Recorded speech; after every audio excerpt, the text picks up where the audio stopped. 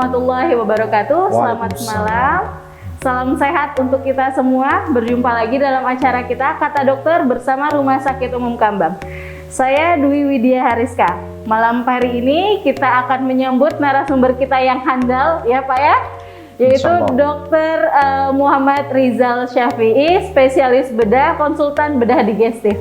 Nah, jadi beliau ini adalah salah satu dokter bedah terbaik sebagai konsultan bedah digestif di Provinsi Jambi. Terima kasih dulu nih dokter atas waktunya. Dokter Dwi, kesempatannya kita mau ambil ilmunya nih dari dokter Rizal pada malam hari ini. Ya dok ya, jadi dok tema kita pada malam hari ini adalah waspadai nyeri perut akut. Nah, mungkin banyak yang masih bingung dok, nyeri perut akut itu seperti apa, penanganan yang tepat itu seperti apa dok? Mungkin kita butuh pemaparan dari dokter dok, sebenarnya apa sih nyeri perut akut ini dokter? Gitu ya. Ya, Assalamualaikum warahmatullahi wabarakatuh. Waalaikumsalam warahmatullahi sore. wabarakatuh. Terima kasih waktu yang telah diberikan kepada saya. Untuk lebih jelasnya saya akan memaparkan terlebih dahulu apa sih sebenarnya yang dimaksud dengan nyeri perut akut itu. Nyeri perut akut adalah suatu keadaan kegawat daruratan di bidang bedah, di mana penderita biasanya datang pada saat malam hari atau pada saat orang beristirahat ke instalasi gawat darurat di sebuah rumah sakit dengan keluhan nyeri di seluruh perut yang tidak hilang maupun dengan perubahan posisi maupun dengan pemberian obat, sehingga diperlukan suatu penata laksanaan yang bersifat bedah maupun konservatif yang segera. Itu dulu dokter Dwi. Baik, jadi intinya ya dokter ya, nyeri perut akut itu adalah nyeri perut yang timbul secara tiba-tiba ya dok ya. Baik dengan perubahan posisi ataupun sudah diberikan obat tapi tidak juga membaik. Nah, maka dari itu kita butuh pemeriksaan lanjutan apakah kita perlu terapi konservatif ataupun pembedahan ya dokter ya. Seperti itu. Jadi itu tadi yang sudah dijelaskan dokter Rizal mengenai nyeri perut yang sifatnya mendadak, bukan yang sifatnya kronis ya dok ya, yang berulang-ulang, bukan. Tapi sifatnya tiba-tiba muncul, bisa kita ketika istirahat ataupun sedang beraktivitas mungkin ya dokter ya. Baik. Tadi itu penjelasan dari dokter Rizal mengenai definisi ataupun pengertian nyeri akut, nyeri perut akut itu seperti apa sebenarnya. Nah dokter, ini ada video pertanyaan dari masyarakat nih dok, mengenai nyeri perut itu seperti apa dan bagaimana sih penanganannya. Kita simak dulu videonya dokter. Halo dokter, saya izin bertanya. Pertanyaan saya adalah, apabila kita sedang mengalami sakit di bagian perut, apa boleh untuk diurut atau dipijat di bagian perut atau di bagian tubuh lainnya? Terima kasih dok. Baik, terima kasih atas pertanyaannya. Pertanyaannya dok, ini yang pertama adalah jika seseorang itu kan tadi kita bilang nyeri perut akut itu adalah nyeri perut yang muncul tiba-tiba. Nah, pada saat misalnya malam hari atau mungkin waktu yang tidak ditentukan ya dokter ya. Nah, kebanyakan kalau misalnya tiba-tiba sakit perut, masyarakat kita ini kebanyakan langsung dibawa ke tukang urut. Menurut dokter itu benar atau enggak? Kemudian alasan secara medis jika itu tidak dibenarkan itu apa sih dok? Jadi masyarakat Indonesia ini kan memang lebih cenderung ke arah pengobatan tradisional, sehingga setiap gejala yang disertai dengan nyeri pada daerah abdomen atau daerah perut sering merujuk ke pengobatan yang namanya pemijatan daerah perut.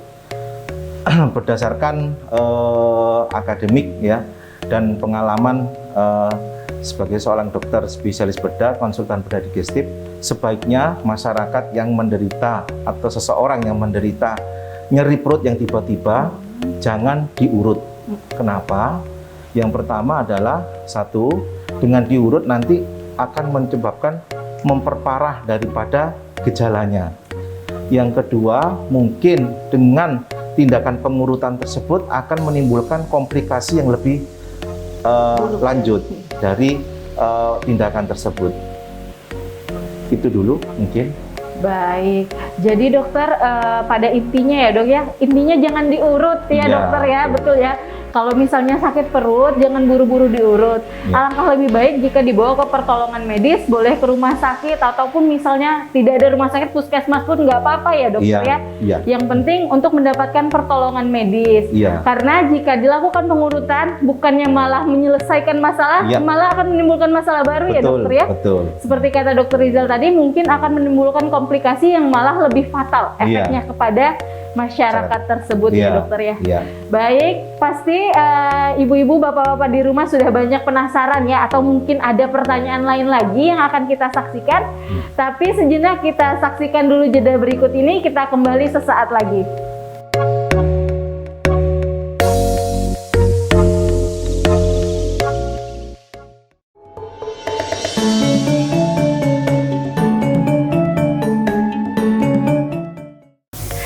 Oke, kembali lagi kita dalam acara Kata Dokter bersama Rumah Sakit Umum Kambang dengan narasumber kita pada malam hari ini yaitu Dr. Muhammad Rizal Syafi'i, spesialis bedah, konsultan bedah digestif.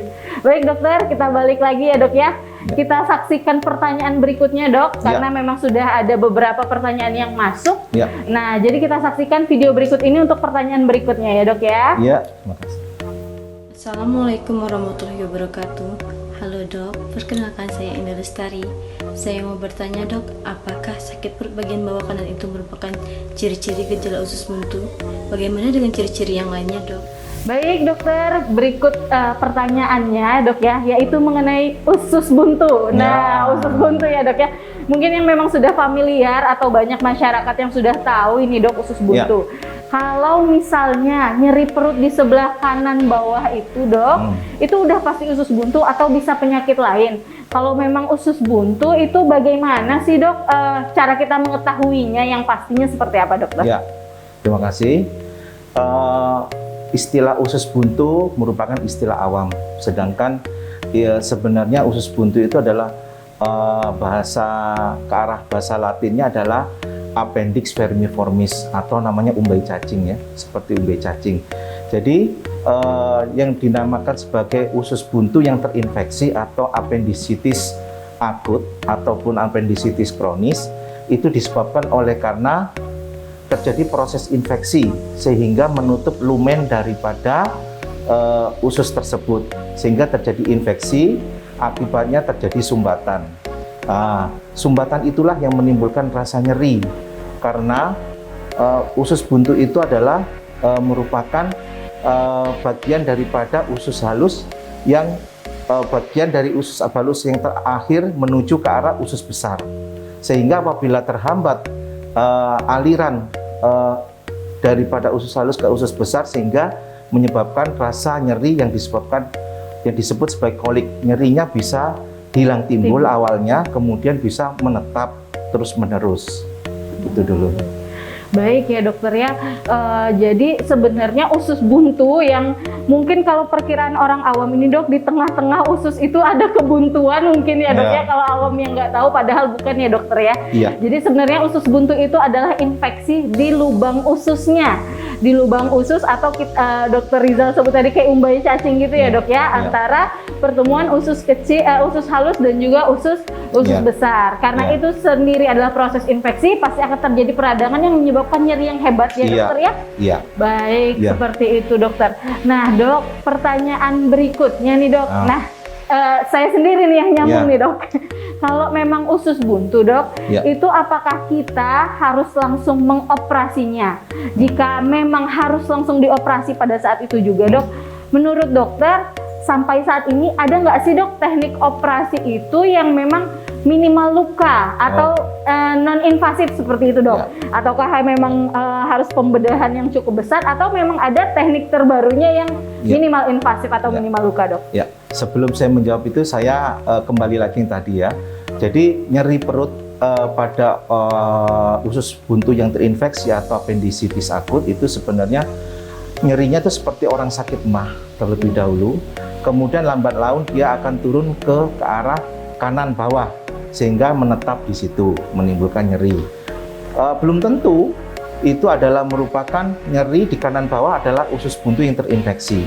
Bisa disebabkan oleh beberapa macam. Misalnya pada orang perempuan, biasanya disebabkan oleh karena radang daripada aneksa aneksa itu adalah bagian daripada fimbre dan ovarium yang mengalami infeksi bisa terjadi nyeri, atau juga akibat turunnya batu di daerah ureter sehingga nyerinya hampir sama dengan nyeri apendisitis akut, atau juga oleh karena nyeri yang ditransmisikan ke arah kanan bawah. Oleh karena itu, setiap penderita yang menderita nyeri perut kanan bawah, alangkah baiknya untuk memeriksakan diri ke dokter, dan dokter akan menyarankan sepertinya satu mungkin dengan pemeriksaan USG abdomen, yang kedua pemeriksaan kencing untuk mengetahui kalau memang dia ada batu, biasanya kencingnya itu ada sel darah putih atau ada sedimen-sedimen. Nah, kalau pada orang perempuan lebih baik juga usia produktif diperiksa TEK tes, artinya tes kehamilan. Siapa tahu terjadi kehamilan ektopik. Ya. Nah, itu. Nah, saat ini sudah dikembangkan bahwa operasi untuk usus buntu yang terinfeksi atau apendisitis akut dengan minimal sayatan dan minimal rasa nyeri, yaitu dengan teknik laparoskopi. Laparoskopi itu adalah memasukkan kamera di bawah umbilikus atau di bawah pusar, terus kemudian kita lihat semuanya untuk mengeksplorasi keseluruhan daripada rongga perut beserta strukturnya. Kemudian kita dapat visualisasikan itu tersebut ke dalam monitor, sehingga kita bisa lihat organ apa sebenarnya yang mengalami kelainan atau infeksi. Itu dulu mungkin. Baik ya dokter ya, jadi itu tadi penjelasannya, tidak semua nyeri perut kanan bawah itu langsung usus buntu ya dokter ya. Iya, betul. Masih banyak diagnosa-diagnosa lain yang mungkin terjadi. Maka dari itu jika ada nyeri perut tiba-tiba di kanan bawah, sebaiknya adalah periksakan diri ke dokter. Betul ya dokter betul. ya. Untuk dilakukan pemeriksaan fisik lebih lanjut dan langsung dilakukan pemeriksaan penunjang seperti USG maupun pemeriksaan urin dan lainnya. Ya. Dan seperti yang sudah dijelaskan tadi adalah kita juga punya teknik terbaru ya dokter ya. Teknik terbaru minimal sayatan untuk tindakan operasi sendiri. Jadi bagi ibu-ibu atau bapak-bapak yang memang ada keluhan usus buntu ataupun yang lainnya, itu tidak usah takut karena semakin zaman ini dikembangkan ya dok ya, semakin ada teknologi terbaru. Baik, kita akan lanjut sesaat lagi, kita saksikan jeda-jeda berikut ini.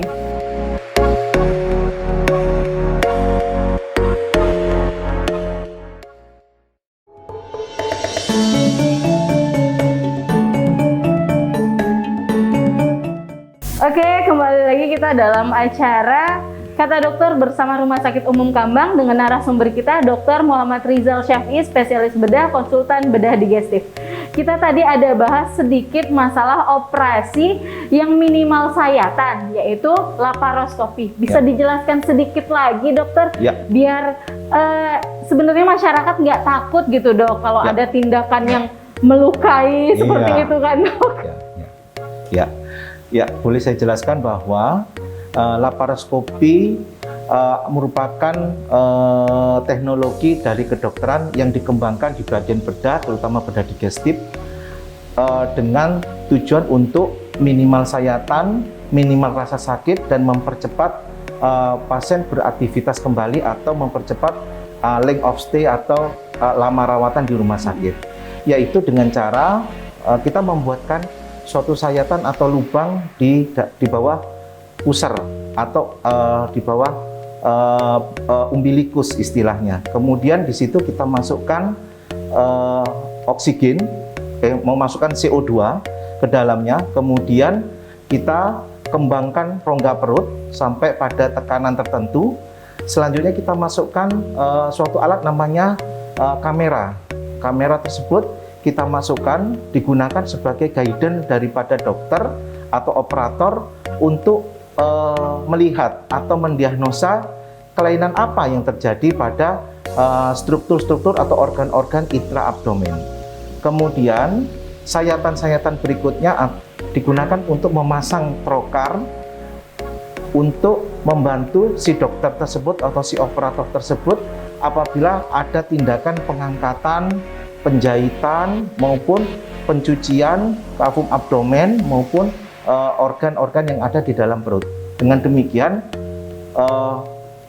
Yang ditakutkan selama ini adalah apabila operasi nanti saya tanya panjang, lebar, nyerinya berlebihan atau lama rawatan di rumah sakit akan sedikit dikurangi dengan laparoskopi. Nyeri sih tetap ada, tapi minimal.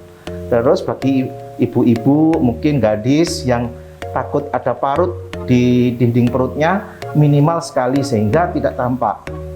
Jadi memang keunggulan tersebut dipunyai oleh alat namanya laparoskopi. Apakah semua tindakan dapat dilaparoskopi? Kalau semua tindakan dengan diagnostik bisa kita kerjakan dengan menggunakan laparoskopi.